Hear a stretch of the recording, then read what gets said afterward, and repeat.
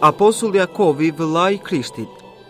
Sipas traditës, apostulli Jakovi ishte një nga djemtë e Josifit, nga gruaja tjetër, prandaj quhet edhe vëllai i Krishtit. Fillimisht quhej Jovlia, që në hebraisht do të thotë i drejtë. Ai shquhej që në moshë të vogël për virtyte të shumta dhe kryesisht për përmbajtjen. Gjatë jetës së tij kur nuk hëngri mish dhe piu verë. Jakovi ishte nga ata njerëz që ndërthurnin në mënyrë të shkëlqyer teorinë me praktikën.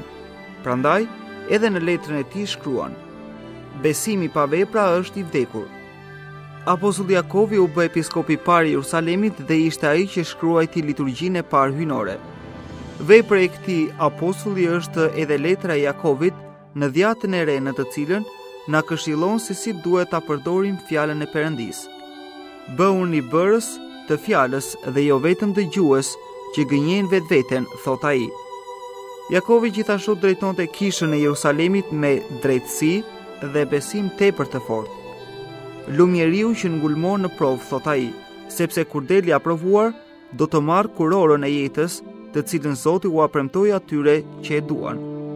Kështu apostulli i predikonte grigjës së tij durimin dhe i mësonte të mos krenoheshin për asgjë, sepse pa hirin e Perëndis, njeriu nuk mund të bëj asgjë të mirë.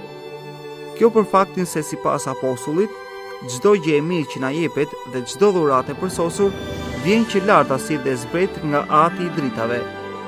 Respekti që gëzonte Jakovi nga të gjithë ishte tepër i madh dhe kjo ishte një nga arsyet që shkaktoi zemërimin e judejve. E kërcënonin që të mohonte besimin te Krishti, por të gjitha këto pa asnjë lloj vlere. Jakovi vazhdonte të pohonte se Jesu Krishti është Perëndia e vërtetë.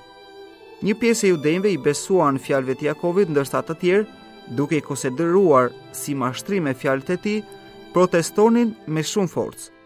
Pasi e kapën, e hodhën apostullin nga pjesa më e lartë e tempullit, por me qenë se nuk ishte vdekur akoma, filluan të godisnin me gur në kokë. Shenjti, duke i pranuar gurës si thesarit çmuar, thoshte: O Zot, fali se nuk din se ç'bëjnë. Kështu apostulli Jakovi, vëllai i Krishtit, u bë i pari nga episkopët që mori kurorën e martirit.